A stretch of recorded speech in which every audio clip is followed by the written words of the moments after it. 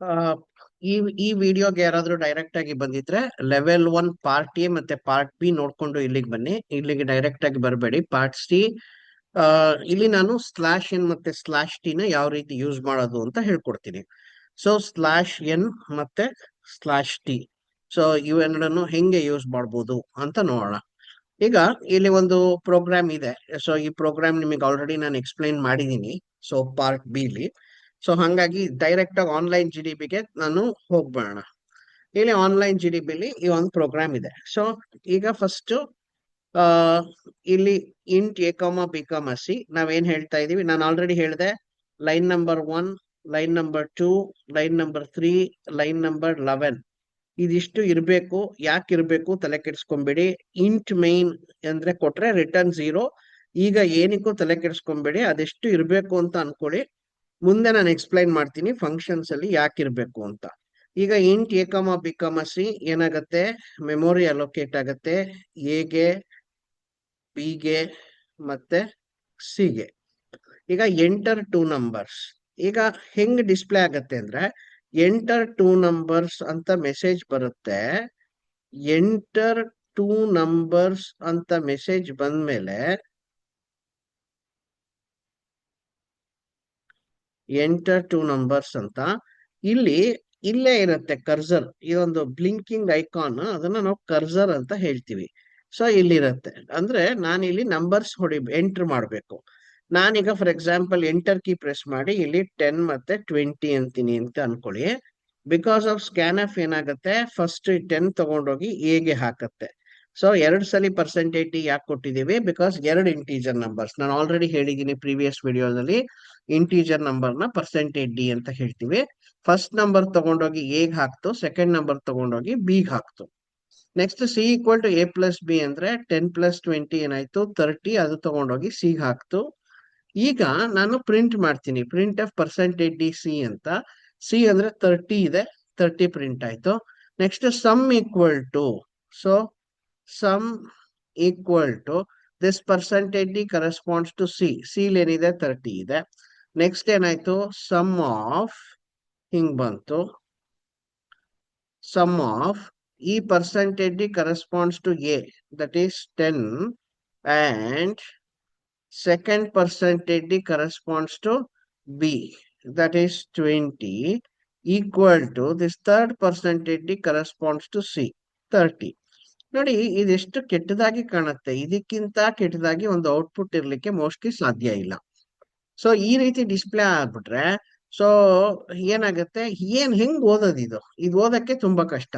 ಹಂಗಾಗಿ ಏನ್ ಮಾಡ್ಬೋದು, ಈಗ ನಾನು ರನ್ ಮಾಡ್ತೀನಿ ನೋಡಿ. ಈ ಪ್ರೋಗ್ರಾಮ್ ರನ್ ಮಾಡಿದ್ರೆ ನೋಡಿ, ಕರ್ಸರ್ ನಾನು ಹೇಳ್ದೆ ಇದು ಬ್ಲಿಂಕಿಂಗ್ ಐಕಾನ್ ಅಂತ ಹೇಳ್ದೆ, ಇಲ್ಲಿ ಡಿಸ್ಪ್ಲೇ ಆಗ್ತಾ ಇದೆ. ಅದ್ ಹಿಂಗ್ ಇಲ್ಲಿದೆ, ಹೌದಾ? ಸೊ ಈಗ ನಾನೇನ್ ಮಾಡ್ತೀನಿ, ಎಂಟರ್ ಕೀ ತಗೊಂಡು ಅಥವಾ ಅಲ್ಲೇ ಟೈಪ್ ಮಾಡ್ಬೋದು 10 ಮತ್ತೆ 20 ಅಂತ ಹೇಳ್ತೀನಿ. ಈಗ ನೋಡಿ ಹೆಂಗ್ ಬಂತು, 30, sum equal to 30, sum of 10 and 20 equal to 30. Next ನೀವು ಇನ್ನೂ ಒಂಥರ ಮಾಡಿ ನೋಡ್ಬೋದು, ಎಂಟರ್ 2 ನಂಬರ್ಸ್. ನಾನು ಇಲ್ಲೇನೆ 10 ಸ್ಪೇಸ್, ಸಾರಿ ಒಂದೊಂದ್ಸಲಿ ಇದಕ್ಕೆ 10 ಸ್ಪೇಸ್ 20 ಅಂತ ಹೇಳ್ತೀನಿ. ನೋಡಿ 10 ಸ್ಪೇಸ್ 20 ಬೇಕಾದ್ರೂ ಕೊಡ್ಬೋದು ನೀವು, ಇಲ್ಲ 10 ಎಂಟರ್ ಕೀ 20 ಬೇಕಾದ್ರೂ ಪ್ರೆಸ್ ಮಾಡ್ಬೋದು. ಓಕೆ, ಈಗ ನನಗೆ ಇಲ್ಲಿ ಕರ್ಸರ್ ಬರಬಾರ್ದಪ್ಪ, ನನಗೆ ಡಿಸ್ಪ್ಲೇ ಆಗ್ಬೇಕಾದ್ರೆ ನೆಕ್ಸ್ಟ್ ಲೈನ್ ಅಲ್ಲಿ ಬರಬೇಕು. ಹೆಂಗ್ ಮಾಡ್ಬೋದು, ಇಲ್ಲಿ ನೋಡಿ ಸ್ಲಾಶ್ ಎನ್ ಹಾಕ್ದೆ. ಸ್ಲಾಶ್ ಎನ್ ಅಂದ್ರೆ ಏನು ಅಂದ್ರೆ ನ್ಯೂ ಲೈನ್ ಕ್ಯಾರೆಕ್ಟರ್ ಅಂತ ಹೇಳ್ತೀವಿ. ಅಂದ್ರೆ ಎಂಟರ್ 2 ನಂಬರ್ಸ್ ಅಂತ ಡಿಸ್ಪ್ಲೇ ಆದ್ಮೇಲೆ ಕರ್ಸರ್ ಅನ್ನ ನೆಕ್ಸ್ಟ್ ಲೈನಿಗೆ ಮೂವ್ ಮಾಡು ಅಂತ ಹೇಳ್ತೀನಿ. ಸೊ ರನ್ ಅಂತ ಕೊಟ್ಟೆ, ಎಂಟರ್ 2 ನಂಬರ್ಸ್. ನೋಡಿ ಆ ಬ್ಲಿಂಕಿಂಗ್ ಐಕಾನ್ ಎಲ್ಲಿ ಬರ್ತಾ ಇದೆ, ನೆಕ್ಸ್ಟ್ ಲೈನ್ ಅಲ್ಲಿ ಬರ್ತಾ ಇದೆ. ನಾನಿಲ್ಲಿ 10 ಕೊಟ್ಟೆ, ನೆಕ್ಸ್ಟ್ 20 ಕೊಟ್ಟೆ. ಸೊ ಈಗ ಇದನ್ನ ಸರಿ ಮಾಡ್ಬೇಕು ನಾವು, ಈ ಔಟ್ಪುಟ್ ನ 30, ಸಮ್ ಈಕ್ವಲ್ ಟು 30. ಸೊ ನಾನೇನ್ ಮಾಡ್ತೀನಿ, ಇಲ್ಲಿ ಈ ಸ್ಲಾಶ್ ಡಿ ಆದ್ಮೇಲೆ ಪರ್ಸೆಂಟೇಜ್ ಡಿ ಆದ್ಮೇಲೆ ಸ್ಲಾಶ್ ಎನ್ ಕೊಡ್ತೀನಿ. ಸೊ ಇಲ್ಲೂ ಅಷ್ಟೇನೆ ಪರ್ಸೆಂಟೇಜ್ ಡಿ ಆದ್ಮೇಲೆ ಸ್ಲಾಶ್ ಎನ್ ಕೊಡ್ತೀನಿ. ಇಲ್ಲೂ ಅಷ್ಟೇನೆ ಈ ಕೊನೆ ಪರ್ಸೆಂಟೇಜ್ ಡಿ ಆದ್ಮೇಲೆ ಸ್ಲಾಶ್ ಎನ್ ಕೊಡ್ತೀನಿ. ಅಲ್ಲಿ ಕೊಡ್ಲಿಲ್ಲ ಅಂದ್ರೂ ಪರವಾಗಿಲ್ಲ, ಯಾಕೆಂದ್ರೆ ಅದೇ ಲಾಸ್ಟ್ ಲೈನ್ ಆಗಿರೋದ್ರಿಂದ. ಆದ್ರೆ ಆಮೇಲೆ ಯಾವ್ದಾದ್ರು ಲೈನ್ ಆಡ್ ಮಾಡಿದ್ರೆ ಸೊ ಹಂಗಾಗಿ ಅಲ್ಲೂ ನಾನು ಸ್ಲಾಶ್ ಎನ್ ಕೊಡ್ತೀನಿ. ಈಗ ರನ್ ಕೊಟ್ಟೆ ನೋಡಿ, ಎಂಟರ್ 2 ನಂಬರ್ಸ್ 10 20 ಆಯ್ತು.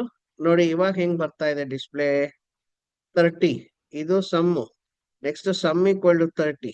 Next sum of 10 and 20 equal to 30. ಅಂದ್ರೆ ಬಿಕಾಸ್ ಆಫ್ ಸ್ಲಾಶ್ ಎನ್ ಏನಾಯ್ತು, cursor will go to next line. ಈ ಸ್ಲಾಶ್ ಎನ್ ಇಂದ 30 ಡಿಸ್ಪ್ಲೇ ಆದ್ಮೇಲೆ ಕರ್ಸರ್ ನೆಕ್ಸ್ಟ್ ಲೈನ್ ಹೋಗಿ ಕೂತು ಇಲ್ಲಿ sum equal to this percentage corresponds to C, that is 30.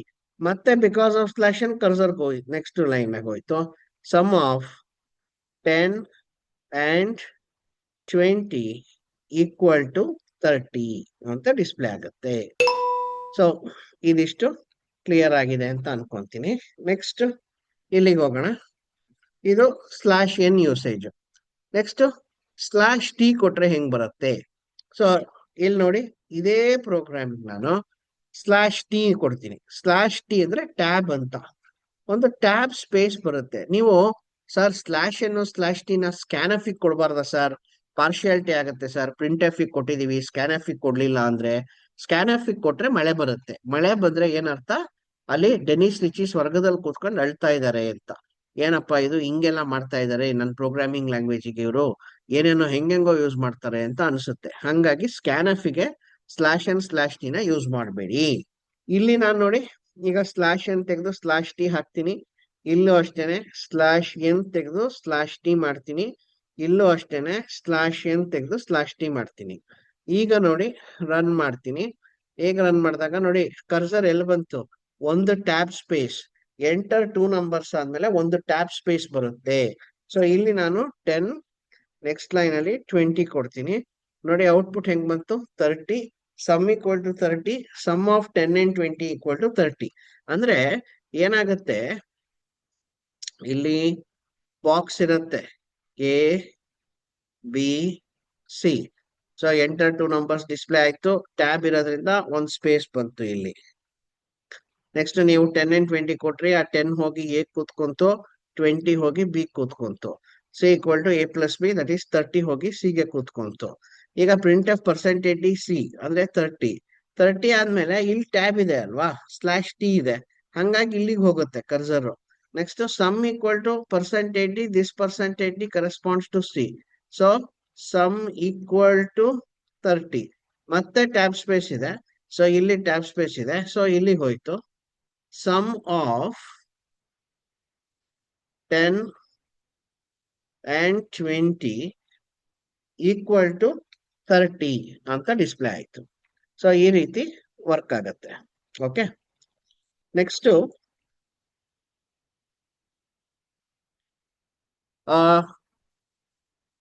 ಇಲ್ಲಿ floating point ನಂಬರ್ಸಿಗೂ ಸೇಮ್.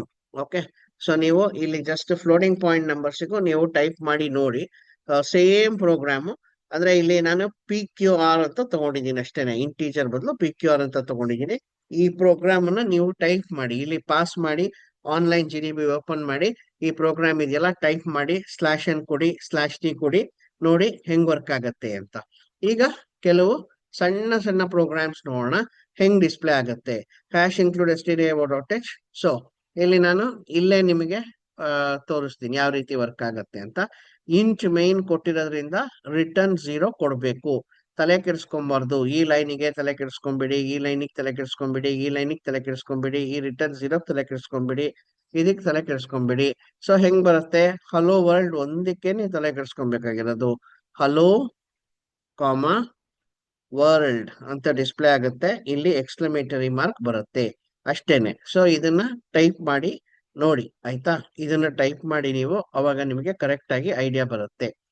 ನೆಕ್ಸ್ಟ್ ಈಗ ಸ್ಲಾಶ್ ಎನ್ ಕೊಟ್ಟಿದ್ದೀನಿ. ಸೊ ಏನಾಗುತ್ತೆ? ಈ ಲೈನಿಗೆ ತಲೆ ಕೆಡಿಸ್ಕೊಂಬಿಡಿ, ಈ ಲೈನಿಗೆ ತಲೆ ಕೆಡಿಸ್ಕೊಂಬಿಡಿ, ಇದಕ್ ತಲೆ ಕೆಡಿಸ್ಕೊಂಬಿಡಿ, ಇದಕ್ ತಲೆ ಕೆಡಿಸ್ಕೊಂಬಿಡಿ, ಇದಕ್ ತಲೆ ಕೆಡಿಸ್ಕೊಂಬಿಡಿ. ಹಲೋ ವರ್ಲ್ಡ್ ಪ್ರಿಂಟ್ ಎಫ್ ಒಳಗಡೆ ಯಾವ ಗ್ರಾಮರ್ನು ಚೆಕ್ ಮಾಡಲ್ಲ. So hello world, but meaningful statement ಕೊಡೋದು ನಿಮ್ಮ responsibility. Hello world, so exclamatory mark, because of slash N cursor will go to next line. Cursor next line ಅಲ್ಲಿ ಡಿಸ್ಪ್ಲೇ ಆಗುತ್ತೆ. Very simple. ಈಗ hello world slash T ಕೊಟ್ರೆ ಏನಾಗುತ್ತೆ? First hello world ಅಂತ display ಆಯ್ತು. Cursor ಇಲ್ಲಿ display ಆಗುತ್ತೆ. Next hello world, hello India. So ಇಲ್ಲಿ ಸ್ಲಾಶ್ ಎನ್ ಇಲ್ಲ, ಸ್ಲಾಶ್ ಟಿ ಇಲ್ಲ. ಸೊ ಹೆಂಗ್ ಡಿಸ್ಪ್ಲೇ ಆಗುತ್ತೆ? First hello world exclamatory mark ಇಲ್ಲೇ ಕಂಟಿನ್ಯೂ ಆಗುತ್ತೆ. ಹಲೋ ಇಂಡಿಯಾ ಅಂತ ಇಲ್ಲೇ ಕಂಟಿನ್ಯೂ ಆಗುತ್ತೆ. ನೆಕ್ಸ್ಟ್ ಸ್ಲಾಶ್ ಟಿ ಕೊಟ್ಟಿದ್ದೀನಿ, ಹೆಂಗ್ ವರ್ಕ್ ಆಗತ್ತೆ? ಹಲೋ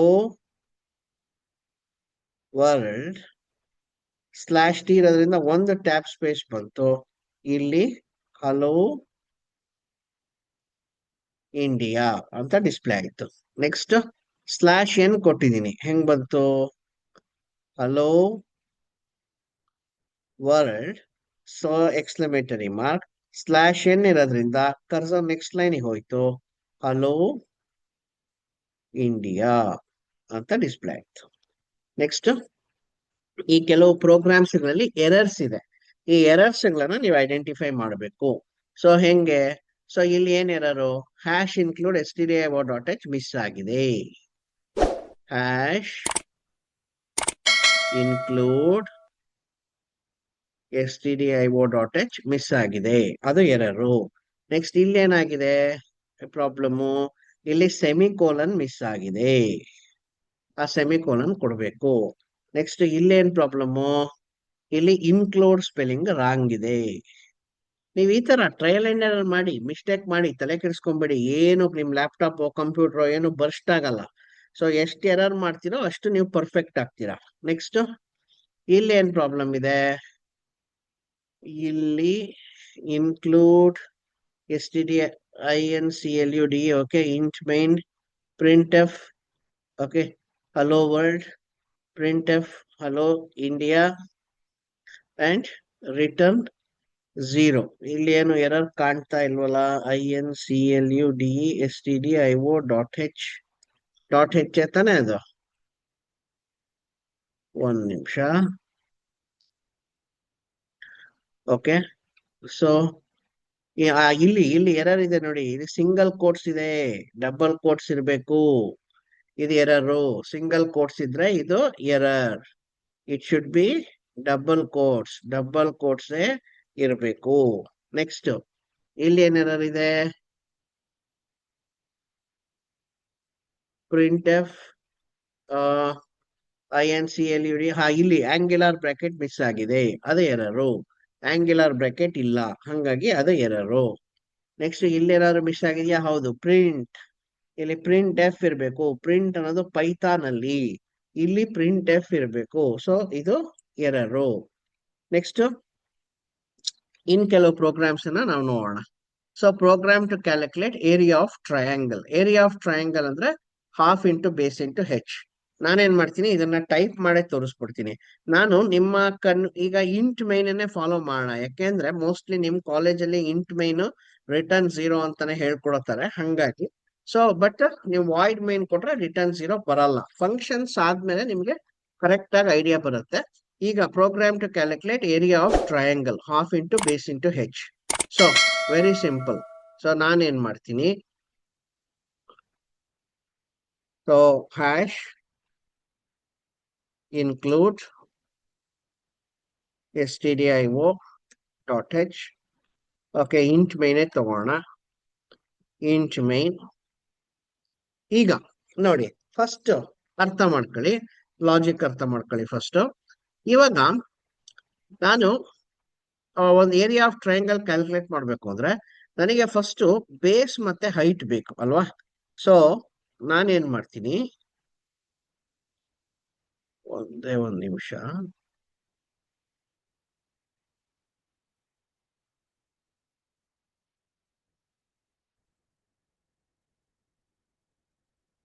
ಸೊ ಒಂದು ಬಾಕ್ಸ್ ಬೇಕು, ಅಲ್ಲಿ ನಾನು ಬೇಸ್ ಸ್ಟೋರ್ ಮಾಡಬೇಕು. ಇನ್ನೊಂದು ಹೆಚ್ಚು ಹೈಟ್ ಬೇಕು, ಒಂದು ಸ್ಟೋರ್ ಮಾಡಬೇಕು. ಏರಿಯಾ, ಸೊ ಏರಿಯಾ ಸ್ಟೋರ್ ಮಾಡಕ್ಕೆ ಒಂದು ಬಾಕ್ಸ್ ಬೇಕು ನನಗೆ. ಸೊ ಏರಿಯಾ ಅಂತ ತಗೊಂತೀನಿ, ಅದಕ್ಕೆ ಏರಿಯಾ ಅಂತಾನೆ ಕೊಡ್ತೀನಿ. ಈಗ ನಾನು ಬೇಸಿಗೆ ಒಂದು ವ್ಯಾಲ್ಯೂ ಅಕ್ಸೆಪ್ಟ್ ಮಾಡಬೇಕು, ಹೈಟಿಗೆ ಒಂದು ವ್ಯಾಲ್ಯೂ ಅಕ್ಸೆಪ್ಟ್ ಮಾಡಬೇಕು, ದೆನ್ ಏರಿಯಾ ಕ್ಯಾಲ್ಕುಲೇಟ್ ಮಾಡಬೇಕು. ನಿಮಗೆ ಗೊತ್ತು, ಬೇಸು ಹೈಟ್ ತಗೊಂಡ್ಮೇಲೆ so base into height, so half into base into h ತಾನೆ. Half into B into h. ಏರಿಯಾಗೆ ಫಾರ್ಮುಲಾ ಏನು? Half into base into h. So ಇಲ್ಲಿ ಏರಿಯಾ ಈಕ್ವಲ್ ಟು ಹಾಫ್ ನ ನಾನು 0.5 ಅಂತ ಬರೀತೀನಿ, ಇಂಟುನ ಸ್ಟಾರ್ ಅಂತ ಹಾಕ್ಬೇಕು. ಸ್ಟಾರ್ ಅಂದ್ರೆ ಇಲ್ಲಿ ಮಲ್ಟಿಪ್ಲಿಕೇಶನ್, ಈ ಸಿಂಬಲ್ ಹುಡ್ಕಕ್ ಹೋಗ್ಬೇಡಿ. ಓಕೆ, ಆಮೇಲೆ ಇಲ್ಲಿ ಸರ್ 1/2 ಈ ಸಿಂಬಲ್ ಹುಡ್ಕಕ್ ಹೋಗ್ಬೇಡಿ, ಅಪರಾಧ ಆಗುತ್ತೆ. So area equal to 0.5 into B into H. Very simple. So first ಏನ್ ಮಾಡ್ಬೇಕು? 0.5 ಇಂಟು ಬಿ ಇಂಟು ಹೆಚ್. ಅದು ಎಲ್ಲಿಗೆ ಸ್ಟೋರ್ ಆಗ್ಬೇಕು? ಏರಿಯಾಗೆ ಸ್ಟೋರ್ ಆಗ್ಬೇಕು. ಹೌದಾ? ಫಸ್ಟ್ ಲೈನ್ ಏನು ನಿಮಗ್ ಗೊತ್ತು ಆಲ್ರೆಡಿ, ಗೊತ್ತು ಹೆಂಗ್ ಮಾಡ್ಬೇಕು ಅಂತ. Area equal to 0.5 into B into h. ಈಗ ಎಷ್ಟು ಬಾಕ್ಸಸ್ ಯೂಸ್ ಮಾಡಿದೆ ನಾನು? ಬಿ ಅನ್ನೋ ಒಂದು ಬಾಕ್ಸು, ಹೆಚ್ ಅನ್ನೋ ಒಂದು ಬಾಕ್ಸು, ಏರಿಯಾ ಅನ್ನೋ ಒಂದು ಬಾಕ್ಸು. ಫಸ್ಟ್ ಹೇಳ್ಬೇಕು ತಾನೆ ನಾನು. ಸೊ ನನಗೆ 3 ಬಾಕ್ಸ್ ಬೇಕು ಅಂತ. ಹೆಂಗ್ ಕೇಳೋದು? ಫ್ಲೋಟ್ ಬಿ ಕಾಮ ಹೆಚ್ ಕಾಮ ಏರಿಯಾ. ಸರ್ ಏನಾದ್ರೂ ರೂಲ್ ಇದೆಯಾ ಸರ್? ಬಿ ಹೆಚ್ ಏರಿಯಾ ಅಂತಾನೆ ಕೊಡ್ಬೇಕು? ದೇವ್ರಾಣೆ ಇಲ್ಲ. ನೀವು ಪಿಂಕಿ ಟಾಮಿ ರೋಸಿ ಅಂತ ಕೊಡ್ಬೋದು, ಚಿಂಟು ಮಿಂಟು ಪಿಂಟು ಅಂತ ಕೊಡ್ಬೋದು, ಆದ್ರೆ ಮೀನಿಂಗ್ಫುಲ್ ನೇಮ್ಗಳನ್ನ ಕೊಡೋದು ತುಂಬಾ ಇಂಪಾರ್ಟೆಂಟು. ಸೊ ಈಗ ಬಿ ಹೆಚ್ ಏರಿಯಾ ನಾನು ಡಿಕ್ಲೇರ್ ಮಾಡಿದೆ. ಸೊ ಏನಾಯ್ತು? ಬಿ ಹೆಚ್ ಏರಿಯಾ ಅಂತ ಅಂದ ತಕ್ಷಣ ಮೆಮೊರಿ ಅಲೋಕೇಟ್ ಆಯ್ತು. ಸೊ ಇವಾಗ ನಾನು ಅಕ್ಸೆಪ್ಟ್ ಮಾಡಬೇಕು. Print F enter values for base and height. So ಇಲ್ಲಿ ಸ್ಲಾಶ್ ಅನ್ನು ಕೊಟ್ಟೆ. ಸರ್ ಇಲ್ಲಿ ಬಿ ಹೆಚ್ ಅಂತ ತಗೊಂಡ್ರಿ, ಇಲ್ಲಿ ಬೇಸ್ ಅಂಡ್ ಹೈಟ್ ಅಂತ ತಗೊಂಡ್ರಿ, enter values for B and ಹೆಚ್ ಅಂದ್ರೆ ಅವ್ರಿಗೆ ಏನ್ ಅರ್ಥ ಆಗುತ್ತೆ ಯೂಸರಿಗೆ? ಈ ಪ್ರಿಂಟ್ ಎಫ್ ಅಲ್ಲಿ ಏನ್ ಬೇಕಾದ್ರೂ ಕೊಡ್ಬೋದು, ನೀವು ಅದಕ್ಕೆ ತಲೆ ಕೆಡಿಸ್ಕೊಂಬೇಡಿ. ಈಗ ಏನ್ ಮಾಡ್ಬೇಕು? ಅಕ್ಸೆಪ್ಟ್ ಮಾಡ್ಬೇಕು. ಹೆಂಗೆ? Scan f percentage f. Float ಅಂದ್ರೆ ಪರ್ಸೆಂಟೇಜ್ ಎಫ್ ತಾನೆ? Percentage f ampersand b ampersand h. So ಈಗ ಇಲ್ಲಿ ನೋಡೋಣ ಹೆಂಗೆ ಆಯ್ತು ಅಂತ. So b h a. So ink colour of the ink change ಮಾಡ್ತೀನಿ ತಾಳಿ, ಒಂದು ನಿಮಿಷ.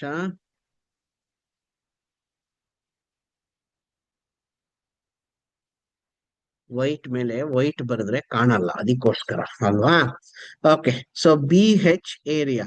ಸೊ ಮೆಮೊರಿ ಅಲೋಕೇಟ್ ಆಯ್ತು ಬಿಗೆ, ಸೊ ಮೆಮೊರಿ ಅಲೋಕೇಟ್ ಆಯ್ತು ಹೆಚ್ಚಿಗೆ, ಮೆಮೊರಿ ಅಲೋಕೇಟ್ ಆಯ್ತು ಏರಿಯಾಗೆ. ಈಗ ನಾನು enter values for base and height ಅಂತ ಪ್ರಿಂಟ್ ಆಗತ್ತೆ ಮೆಸೇಜ್. ನಾನೊಂದು ವ್ಯಾಲ್ಯೂ ಕೊಡ್ತೀನಿ.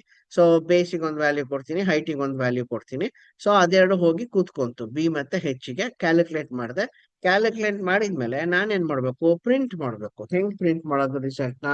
Print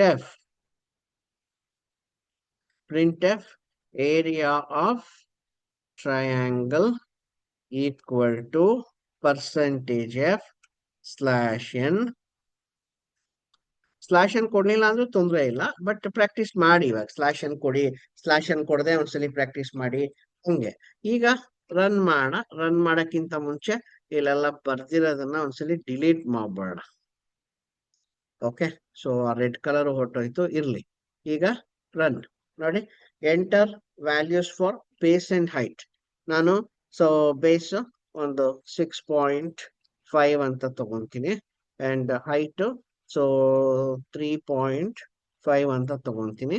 so area of triangle calculate ಆಯ್ತು. ಸೊ ಡೆಸಿಮಲ್ ಪಾಯಿಂಟ್ ಆದ್ಮೇಲೆ 6 ಡಿಜಿಟ್ಸ್ ಅಂತ ಹೇಳ್ದೆ. ಹೆಂಗ್ ವರ್ಕ್ ಆಗತ್ತಿದು? ಸೊ ಲೈನ್ ನಂಬರ್ 4 ಬಂದಾಗ ಮೆಮೊರಿ ಅಲೋಕೇಟ್ ಆಯ್ತು. ಬೇಸಿಗೊಂದು, ಹೈಟಿಗೊಂದು, ಮತ್ತೆ ಏರಿಯಾಗೊಂದು ಅಲೋಕೇಟ್ ಆಯ್ತು. Next enter values for base and height. Cursor next ಲೈನಿಗೆ ಹೋಗುತ್ತೆ. Enter values for base and height. ನಾನು 6.5 3.5 ಕೊಟ್ಟೆ. 6.5 ಅನ್ನೋದು ಬಿಗೆ ಬಂದು ಕೂತ್ಕೊಂತು. ಸೊ 3.5 ಅನ್ನೋದು ಹೆಚ್ಚಿಗೆ ಬಂದು ಕೂತ್ಕೊಂತು. ಈಗ ಕ್ಯಾಲ್ಕುಲೇಟ್ ಮಾಡ್ತೀನಿ. 0.5 ಇಂಟು ಬೇಸ್ ಇಂಟು ಹೈಟ್. ಅದನ್ನ ಕ್ಯಾಲ್ಕುಲೇಟ್ ಮಾಡಿದಾಗ 11.375 11.37500. ಸೊ ನಾನೀಗ ಪ್ರಿಂಟ್ ಮಾಡಬೇಕು. ಹೆಂಗ್ ಪ್ರಿಂಟ್ ಮಾಡಬೇಕು? Area of triangle equal to this percentage F corresponds to area. Area ಏನಿದೆ ಅದು ಪ್ರಿಂಟ್ ಆಗತ್ತೆ 11.37500 ಅಂತ. ನೆಕ್ಸ್ಟ್ ವಿಡಿಯೋದಲ್ಲಿ ನಾನು ಏನ್ ಮಾಡ್ತೀನಿ, ಇನ್ನೊಂದು ಸ್ವಲ್ಪ ಪ್ರೋಗ್ರಾಮ್ಸ್ ಎಕ್ಸ್ಪ್ಲೈನ್ ಮಾಡಿ ನಿಮ್ಗೆ ಸೊ ನಾನು ಕೊಡ್ತೀನಿ. ಸೊ ಅವಾಗ ನಿಮ್ಗೆ ಏನಾಗುತ್ತೆ, ಒಂದು ಐಡಿಯಾ ಬರುತ್ತೆ. ಒಂದು ಆದಷ್ಟು ನೀವು ಪ್ರೋಗ್ರಾಮ್ಸ್ಗಳನ್ನ ಟೈಪ್ ಮಾಡಿದಾಗ ನಿಮ್ಗೆ ಐಡಿಯಾ ಬರುತ್ತೆ. Okay, so thank you.